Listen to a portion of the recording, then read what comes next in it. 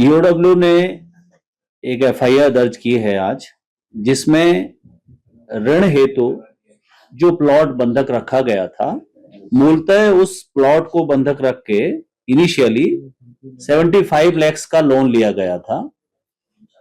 वो 75 लाख का लोन 2008 में लिया गया था। 2008 में लिया गया था। उस लोन को बिना चुकाए उस प्लॉट पर फ्लैट्स बनाकर बेच दिए गए और आज दिनांक तक वो लोन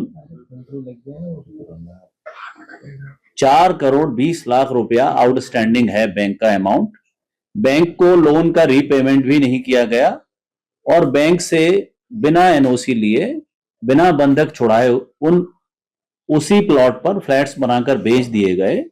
एक प्रकार से दो तरह से धोखाधड़ी की गई। बैंक के साथ भी बैंक फ्रॉड या उस अमाउंट का रीपेमेंट ना करके चीटिंग की है। दूसरा, फ्लैट धारकों को जो फ्लैट्स दे दिए गए, वास्तव में वो भूमि बैंक की बंधक थी। वो उसका वैध स्वामित्व उस व्यक्ति के पास नहीं था कि ताकि वो उसकी रजिस्ट्री दूसरों को कर सके। इस पर हमने मुकदमा पंजीकृत किया है, जिसमें एक शिकायत हमको मिली थी। शिकायत के जांच उपरांत आरोपी मुर्तजा मलिक सन ऑफ स्वर्गीय श्री सिराजुद्दीन मलिक और मुर्तजा की माताजी श्रीमती सलमा और इनकी कंपनी जिसका नाम है कबीर रियल्टीज लिमिटेड, इसके विरुद्ध अपराध जो है 420, 409 और 120 बी के तहत पंजीकृत कर अपराध विवेचना में लिया गया है। मामला यह है कि आईसीआईसीआई होम फाइनेंस कंपनी में इन्होंने एक भूखंड किराए पर रखा था। ये भूखंड जो है वो एक अग्रवाल स्टेट सांघी कॉलोनी इंदौर में है। इस भूखंड पर 2008 में, जैसा कि मैंने बताया, 75 लाख रुपए का लोन लिया था।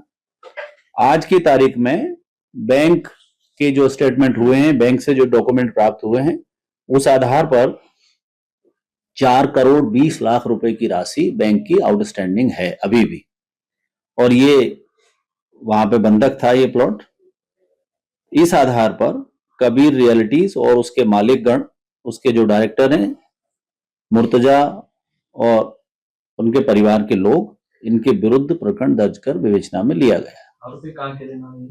इंदौर के सभी शहर के लोग। सर, ये जो प्लॉट बंधक मतलब गिरवी रख के लोन लिया था इसको, जी, क्या साइज था और इसपे कितने फ्लैट्स बनाया, उसकी बिक्री से कितनी राशि कमाई होगी?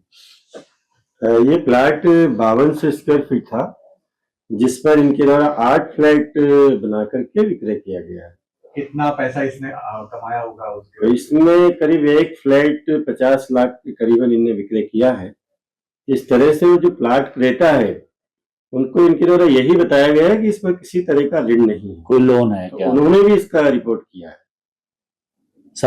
सभी फ्लैट धारकों के भी हमने स्टेटमेंट लिए हैं, तो उनकी भी यही शिकायत है कि साहब हमको जो फ्लैट दिया गया वो तो प्रॉपर्टी ऑलरेडी लोन पे है, ऑलरेडी गिरवी रखी हुई है। तो ये दो पक्षीय चीटिंग हो गई, बैंक के साथ भी और फ्लैट धारकों के साथ भी। एक ही जगह है। क्या सर ये जो फ्लैट मालिक हैं उनके नाम रजिस्ट्री भी होगी प्रॉपर्टी की? हाँ, रजिस्ट्री होकर के उसमें रह रहे हैं। जो फ्लैट के क्रेता है जी, उन्होंने रजिस्ट्री 12-13 नहीं कराई। रजिस्ट्री कैसे होगी जब उन्होंने चेक नहीं किया सरकार ने कि साहब कैसे आप इसके नाम पे कर रहे हो? यही तो उनके साथ चीटिंग किया, उसने बताया ही नहीं। जो विक्रेता है इसी के लिए तो मुकदमा कायम किया है ना, कि गलत हो गई। लेकिन जो पंजीयन विभाग के अधिकारी वो लोग क्या कर रहे थे, उन्हें नहीं पता कि अब ये प्रश्न उचित ये होगा कि या तो आप पंजीयन वालों से पूछें, हम उनकी भूमिका का परीक्षण जरूर करेंगे, हम इतना कह सकते हैं, है ना।